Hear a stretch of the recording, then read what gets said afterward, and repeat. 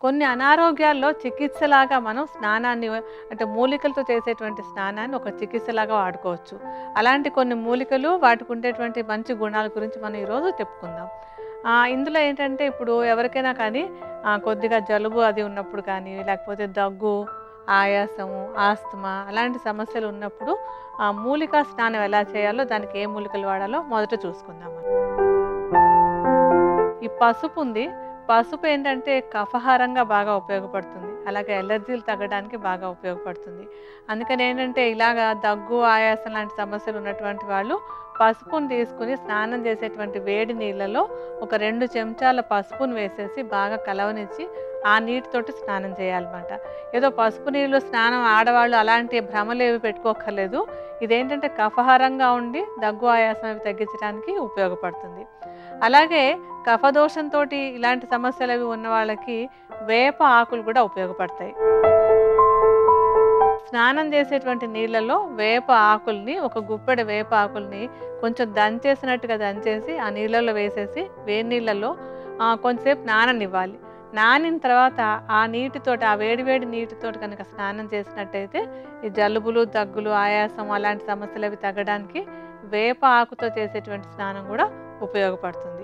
అలాగే ఇంకొకటి ఏంటంటే కొంచెం కడుపులో మంట అలాంటి సమస్యలు అవి ఉన్నప్పుడు, అలాగే జీర్ణం సరిగా లేకపోయినా, ఒళ్ళంతా ఏవో కొంచెం మంటలు, కళ్ళు మంటలు, అంటే ఇలాంటి లక్షణాలన్నీ కూడా పిత్త దోషానికి సంబంధించినటువంటివి. ఇలాంటి సమస్యలు ఉన్నటువంటి వాళ్ళకు కూడా చాలా మంచి మంచి మూలికలు ఉంటాయి. ఆ మూలికలతో స్నానం చేస్తే అది ఒక ఔషధ చికిత్సలాగా ఉపయోగపడుతుంది. జాజి పువ్వులు కానీ, మల్లె పువ్వులు కానీ వీటిలో ఏవైనా సరే వాడుకోవచ్చు. ఈ పువ్వులను ఏంటంటే స్నానం చేసేటువంటి నీళ్ళలో, కొంచెం వేడివేడి నీళ్ళల్లో ఒక గుప్పెడు పువ్వులు వేసేసి కొంచెంసేపు మూతబెట్టి ఉంచేయాలి. ఉంచేస్తే ఆ పువ్వుల్లో ఉండేటువంటి ఆ సారం, ఔషధ గుణాలు అవి కూడా నీళ్ళలోకి వస్తాయి. ఆ నీళ్ళతోటి స్నానం చేసినట్టయితే కనుక అది ఔషధ గుణాలు మనకి ఔషధ గుణాలు మన శరీరానికి వచ్చేలాగా చేసి ఆ నీటిలో ఉండేటువంటి సుగంధము, స్పర్శ అన్నీ కూడా ఇక పిత్త సంబంధమైనటువంటి, అంటే కడుపులో మంట లాంటి సమస్యలు అవి తగ్గడానికి ఇది ఉపయోగపడుతుంది. అలాగే ఈ సమస్యలోనే ఉపయోగపడేటువంటి మరొక మూలిక చందనం. చందనం కూడా, అంటే జాజిపూలు కాకపోతే చందనాన్నైనా సరే స్నానం చేసేటప్పుడు వాడుకోవచ్చు. మనం స్నానం చేసేటువంటి నీళ్ళలో, ఒక బకెట్ నీళ్ళలో, ఇది వేడి నీళ్ళు అక్కర్లేదు, చల్లటి నీళ్ళలో కూడా వేసుకోవచ్చు. ఒక పెద్ద చెంచాడు చందనం చూర్ణాన్ని, మంచి చందనం చూర్ణాన్ని వేసి ఉంచేసి 1 గంట సేపు దాన్ని నాననిచ్చి తర్వాత ఆ నీటితో స్నానం చేయాలి. అలా స్నానం చేసినా కూడా పిత్త సంబంధమైనటువంటి అనారోగ్యాలు తగ్గడానికి చందనం స్నానం ఉపయోగపడుతుంది. మనకి వట్టివేళ్ళు కూడా ఈ పిత్త సంబంధమైనటువంటి అనారోగ్యాలు తగ్గించడానికి బాగా ఉపయోగపడతాయి. ఇంకా వట్టివేళ్ళని ఏంటంటే బాగా కొంచెం దంచినట్టుగా చేసి కానీ, లేకపోతే వట్టివేళ్ళ చూర్ణాన్ని కానీ, చూర్ణమైనా కానీ, లేకపోతే వట్టివేళ్ళు కొంచెం పచ్చిగా ఉంటే దంచేసి వాటిని, ఈ చూర్ణాన్ని కానీ, ఈ ముక్కల్ని కానీ వీటిని ఏంటంటే ఒక బకెట్ నీళ్ళలో వేసేయాలి. వేసేసి అంటే రాత్రిపూటే వేసి ఉంచేసి మర్నాడు ఉదయం ఆ నీళ్ళని కొంచెం అంటే వెచ్చబెట్టుకొని, చన్నీళ్ళుగా కాకుండా వెచ్చగా కానీ, అంటే కాలం మనకు అనుకూలంగా ఉన్నట్టయితే చన్నీళ్ళతో కానీ ఈ వట్టివేళ్ళ నీటితోటి స్నానం చేయాలి. అలా స్నానం చేసినా కూడా పిత్త సంబంధమైనటువంటి అనారోగ్యాలు, చర్మ రోగాలు తగ్గడానికి కూడా ఈ మూలికా స్నానం బాగా ఉపయోగపడుతుంది. అలాగే ఏంటంటే కొంతమందికి నొప్పులు ఉంటూ ఉంటాయి. కీళ్ళ నొప్పులు కానీ, కాళ్ళు నొప్పులు కానీ, కాళ్ళు లాగుతూ ఉండడం, లేకపోతే సయాటికా సమస్యలు, ఇలాంటివన్నీ ఏంటంటే వాత సంబంధమైనటువంటి అనారోగ్యాలు. ఈ వాత సంబంధమైన అనారోగ్యాలు తగ్గడానికి కూడా కొన్ని మూలికలు బాగా ఉపయోగపడతాయి. అలా మనం చెప్పుకోవాల్సినటువంటిది ఏంటంటే నిర్గుండి. నిర్గుండి అంటే వావిలాకులు. ఈ వావిలాకులని తీసుకొచ్చి ఏం చేయాలంటే వాటిని కూడా కొంచెం కచ్చాపచ్చగా దంచేసి ఆ ఆకుల్ని, దంచినటువంటి ఆకుల్ని నీళ్ళల్లో వేసి కాచేసుకోవాలి. నీళ్లు బాగా కాగిన తర్వాత ఆ నీళ్ళతోటి, అంటే ఒంటికి పట్టేటువంటి వేడి ఉండేలా చూసుకోవాలి, చన్నీటితో చేయకూడదు.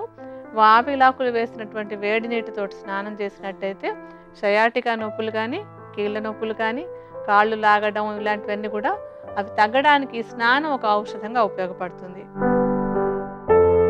అలాగే ఈ నొప్పులు తగ్గించడానికి ఉపయోగపడేటువంటి మరొక మూలిక ఏంటంటే ఆముదపు ఆకులు. మనకి అంటే ఊళ్ళల్లో అక్కడ కూడా తేలికగా దొరుకుతూ ఉంటాయి ఆముదపు ఆకులు. ఎక్కడెక్కడ పడితే అక్కడ పొదల్లో వాటిలో పెరుగుతాయి. ఈ ఆముదపు ఆకులు వాత దోషాన్ని తగ్గించడానికి బాగా ఉపయోగపడతాయి. అందుకని ఆముదపు ఆకులను తీసుకొచ్చి వాటిని చిన్నగా ముక్కలుగా కత్తిరించేసుకుని ఆ ఆకుల్ని నీళ్ళల్లో వేసేసి నీళ్లు కాచుకోవాలి. అలా కాచినటువంటి నీటిని అంటే వెచ్చవెచ్చగా ఉండగానే ఆ వేడి వేడి నీళ్ళతోటి స్నానం చేస్తే కూడా మనం ఇప్పుడు చెప్పుకున్నటువంటి వాత సంబంధమైనటువంటి సయాటికా కానీ, జాయింట్ పెయిన్స్ కానీ, ఇతర నొప్పులు కానీ తగ్గుతాయి. అలాగే పారాలిసిస్‌తో బాధపడేటువంటి వాళ్ళకు కూడా ఈ ఆముదపు ఆకులు వేసి కాచినటువంటి నీటితోటి స్నానం చేస్తే ఆ సమస్య తగ్గడానికి కొంచెం కొంచెంగా వాళ్ళకంటే ఈ స్టిఫ్‌నెస్ అది తగ్గడానికి కూడా ఈ ఆముదపు ఆకుల స్నానం ఉపయోగపడుతుంది. ఇంకొక ఆకులు ఏంటంటే మనకి తేలికగా దొరికేటువంటివి తులసి ఆకులు. ఈ తులసి ఆకులు కూడా నొప్పులు అవి తగ్గించడానికి బాగా ఉపయోగపడతాయి. నీళ్లు బాగా కాగిన తర్వాత దాంట్లో ఒక గుప్పెడు తులసి ఆకులు బాగా నలిపేసి ఆ నీళ్ళల్లో వేసేసేయాలి. వేసేస్తే ఈ ఆకుల్లో ఉండేటువంటి ఒక ఆయిలీ భాగం ఉంటుంది అన్నమాట, నూనె పదార్థం ఉంటుంది తులసిలో.